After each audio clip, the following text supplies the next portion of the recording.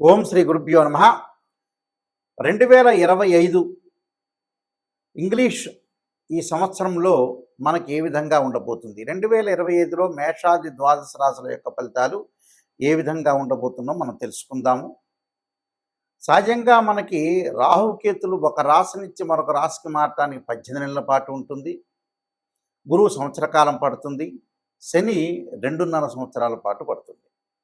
అలానే రవి, బుధ, శుక్ర గ్రహాలు 30 రోజుల పాటు ఒక రాశి నుంచి మరొక రాశికి మారటం, కుజుడు 45 రోజుల పాటు మారటం, చంద్రుడు 2.5 రోజుల పాటు పడుతూ ఉంటుంది.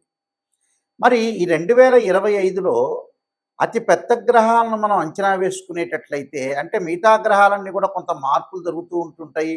కొన్ని కాంబినేషన్స్, కొన్ని కంజంక్షన్స్ జరుగుతుంటాయి సహజంగా. అవన్నీ కూడా నెల రోజుల పాటు ఒక రాశి నుంచి మరో రాశికి 45 రోజుల పాటు మారుతూ ఉంటాయి. సహజంగా అవన్నీ కూడా మార్పులు జరుగుతుంటాయి. కానీ అతిపెద్ద గ్రహాలైన రాహుకేతులు మనం అనుకున్నట్టుగా 18 నెలల పాటు ఉంటాడు. శని 2.5 సంవత్సరాలు, గురువు సంవత్సర కాలం పాటు ఉంటాడు. మార్చి 29వ తారీఖు 2025 రాత్రి 9:44 పూర్వభద్ర నక్షత్రం 4వ పాదంలో మీనరాశిలోకి శని యొక్క సంచారం జరుగుతుంది.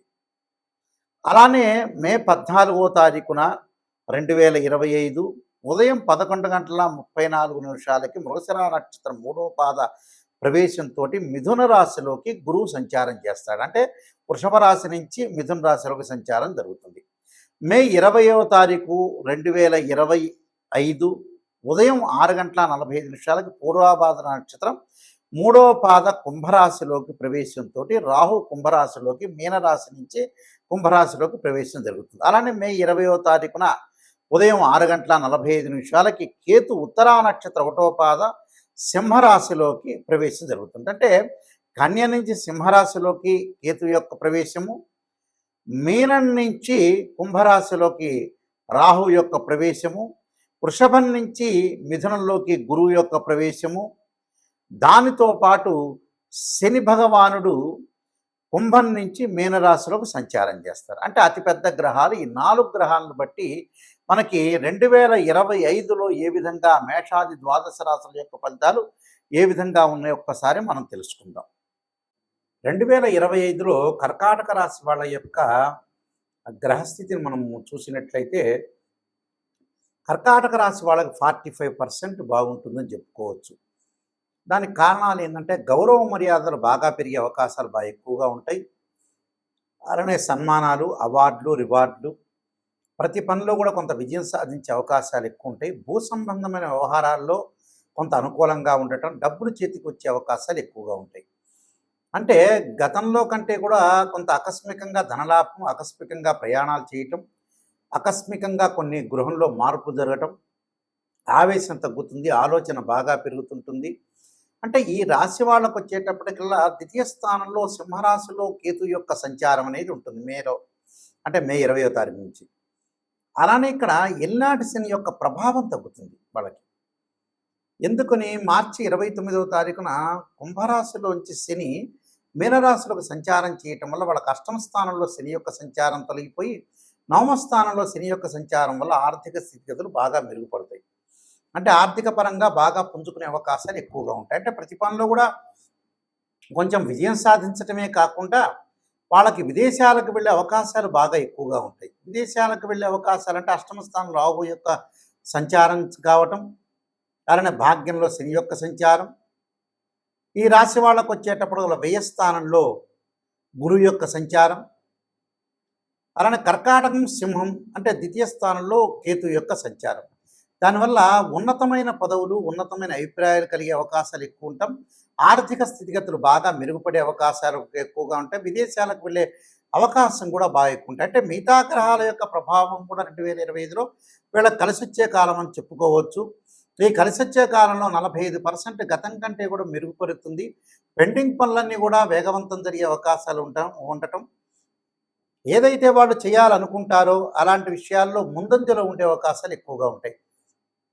ప్రతి దానిలో కూడా కొంత యాక్టివ్నెస్ బాగా పెరగటం ఒకటి, ఆర్థిక పరంగా గతంలో ఉండే సంక్షోభం తగ్గటం ఒకటి, నూతన వ్యాపారాలు ప్రారంభం చేయడంతో పాటు కోర్టు సమస్యలు పరిష్కారం అవుతుంటాయి. అంటే పిత్రార్జితం ఏదైతే రావాల్సింది ఉంటుందో ఆ పిత్రార్జితం వచ్చే సూచనలు బాగా ఎక్కువగా ఉంటాయి. అంటే అన్నీ కూడా అనుకూలంగా ఉండే సూచనలు బాగా ఎక్కువ ఉంటాయి కాబట్టి సమర్థవంతంగా నిర్వహిస్తారు, సమర్థవంతంగా ముందుకు వెళ్తారు. అన్నీ కూడా అనుకూలంగా ఉండడానికి సాధించడానికి విజయం మీద బాగా పట్టు సాధించే అవకాశాలు ఎక్కువ ఉంటాయి.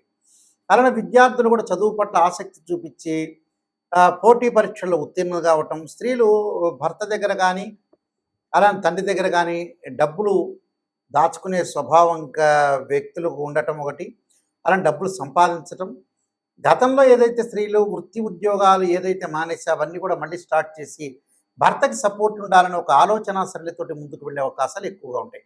అంటే కర్కాటక రాశి వాళ్ళకి ఆదాయం అనేది బాగా పెరుగుతుంది, ఇన్కమ్ అనేది బాగా గ్రోత్ పెరిగే అవకాశాలు ఎక్కువ ఉన్నాయి. అలానే గౌరవ ప్రతిష్టలు, బంధుమిత్రులతో వైరం లేకుండా ఉండటం, బంధుమిత్రులతో ఆనందంగా గడిపే అవకాశాలు ఎక్కువగా ఉండటం, ప్రతి పనిలో కూడా కొంత విజయం సాధించడమే కాకుండా అన్ని విషయాల్లో కూడా సహాయాన్ని పొందుతారు, వాళ్ళ యొక్క సహాయాన్ని తీసుకుంటారు, అందరి యొక్క మన్ననలు బాగా పొందే అవకాశాలు ఎక్కువగా ఉంటాయి.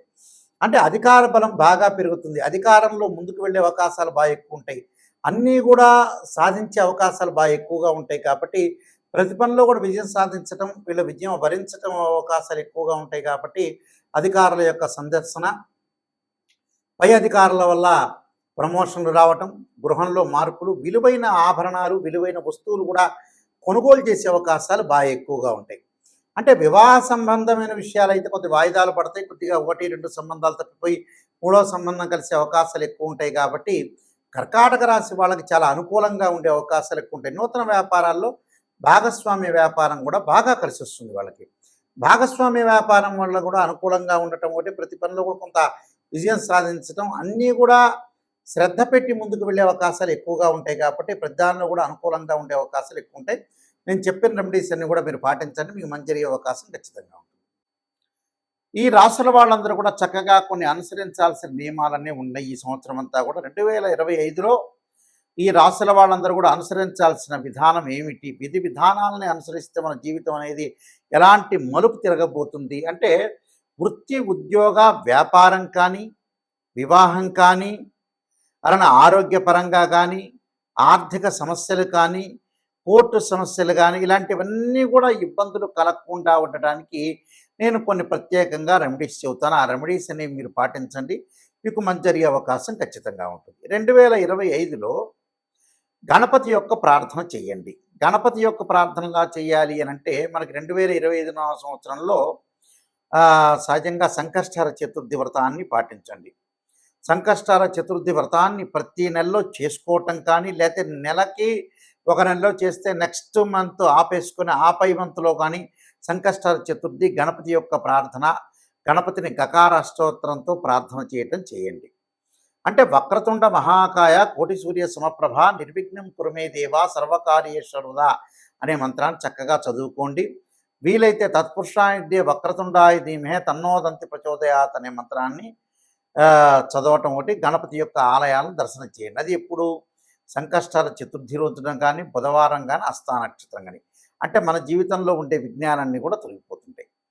ధనం కలిసి రావాలంటే, ధనపరంగా ఇబ్బందులు మీకు కలుగుతున్నాయి అంటే, ఓం యక్షాయ కుబేరాయ శరణాయ ధనధాన్యాధిపతే ధనం ధాన్య సమృద్ధిమే దేహిమే దాపై స్వహ అనే మంత్రాన్ని చక్కగా గురువారం రోజున ప్రాతకాలం చదవండి. వీలైతే ఇది నేను చదవలేని గురువు గారు అని చెప్పిన వ్యక్తులకి దేవానాంచ ఋషీనాంచ గురుకాంచన సన్నిభం బుద్ధిమతం త్రిలోకేశం తమ నమామి బృహస్పతిమని ప్రదోషకాల సమయంలో 2025లో ప్రతి గురువారం రోజున సాయంత్రం పూట చదవండి. వీలున్న గురువారాలు ఎక్కువ శాతం చదవటం అనేది నేర్చుకోండి. దానివల్ల ఏదంటే ధనం కలిసి వచ్చే అవకాశాలు ఎక్కువ ఉంటాయి. రుణబాధలు ఉన్న వాళ్ళు 2025లో ఖచ్చితంగా ఒక 1/2 కేజీ బెల్లం బుధవారం రోజున కానీ, సోమవారం కానీ దానం చేయండి. దానితో పాటు ముఖ్యంగా వీలైతే శనివారం రోజున నల్ల నువ్వులు దానం చేయటం, ఆదివారం రోజున మినుములు, అలానే శనివారం రోజున ఉలవలు, గురువారం రోజున శనగలు దానం చేయటం అనేది మర్చిపోవద్దండి. చేసిన తర్వాత ఏదైనా సరే మంగళవారం వస్తుంటుంది మనకి. అంటే మంగళవారం రోజున కానీ, వీలైతే మృగశిర చిత్త ధనిష్ట నక్షత్రం రోజుల్లో కానీ కందులు దానం చేయండి. కందులు దానం చేయటంతో పాటు చక్కగా కందుల్ని ముందు రోజున నానబెట్టి ఆవుకు పెట్టడం అనేది కూడా నేర్చుకోండి. అలానే వాహన ప్రమాదాలు ఇవన్నీ కూడా కలగకుండా ఉండాలంటే ఖచ్చితంగా సుబ్రహ్మణ్య స్వామి యొక్క ఆరాధన చేయండి. తత్పురుషా విద్యే మహాసేనాయ ధీమే తన్నో షణ్ముఖ ప్రచోదయాత్ అనే మంత్రాన్ని చక్కగా చదవండి. కోర్టు సమస్యలు కూడా మీకు పరిష్కారం జరిగే అవకాశాలు ఖచ్చితంగా ఉంటాయి. అలానే వివాహం కాని స్త్రీ పురుషులు ఎవరైతే ఉంటారో వాళ్ళందరూ కూడా తప్పకుండా సీతారాముల యొక్క కళ్యాణంలో కానీ, శివపార్వతుల యొక్క కళ్యాణంలో కానీ పాల్గొనండి. అలానే శ్రీ వల్లీదేవి సమేత సుబ్రహ్మణ్య స్వామి యొక్క కళ్యాణంలో పాల్గొంటే కూడా మీకు కళ్యాణం జరిగే అవకాశం ఖచ్చితంగా ఉంటుంది.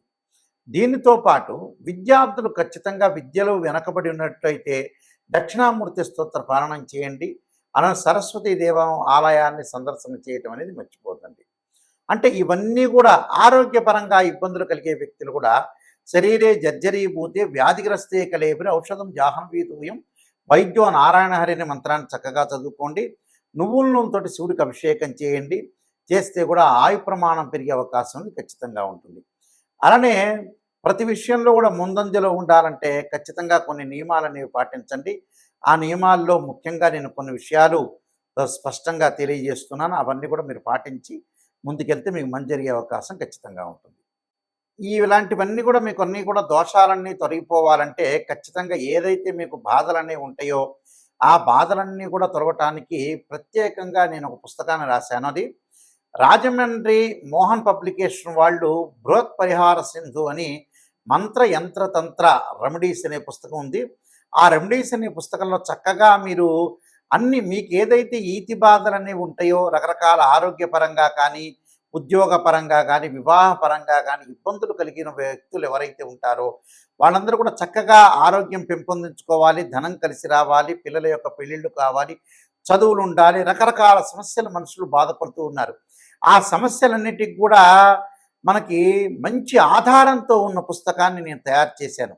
ఏమిటంటే అది రామాయణంలో కానీ, భాగవతంలో కానీ, భారతంలో ఉండే కొన్ని శ్లోకాలు కానీ, అలానే పురాణాల్లో కానీ, ఇతిహాసాల్లో కానీ మంచి మంచి శ్లోకాలు మంత్రాలన్నీ కూడా మనకు వేదం చెప్తుంది. ఆ వేదంలో ఉండే శ్లోకాలు మంత్రాలకు సంబంధించినవన్నీ కూడా రెమెడీస్ అనేవి కొన్ని పుస్తకంలో ఉంది కాబట్టి నేను రాసిన పుస్తకంలో పొందుపరిచానది. ఆ పుస్తకం పేరు బృహత్ పరిహార సింధు అంటారు. ఇది రాజమహేంద్రవరం మోహన్ పబ్లికేషన్ వాళ్ళు ప్రింట్ చేశారు. ఈ పుస్తకంలో మీకు ఏదైతే దోషాలనేవి జాతకపరంగా ఉంటాయో ఆ దోషాలన్నీ కూడా తొలగటానికి ఆ పుస్తకం అనేది చాలా ఉపయోగపడుతుంటుంది. ఆ పుస్తకాన్ని మనం స్క్రీన్ మీద చూపిస్తున్నాము. అందరూ కూడా ఆ పుస్తకాన్ని తీసుకుని ఆ పుస్తకంలో గ్రంథంలో ఉంటే ఏదైతే మీకు బాగలేదో ఆ శ్లోకాలు మంత్రాలు చదవటం వల్ల కూడా మీకు చక్కని పరిష్కార మార్గం దొరుకుతుందని మరి నేను ఆశిస్తున్నాను. సర్వే జనా సుఖినో భవంతు.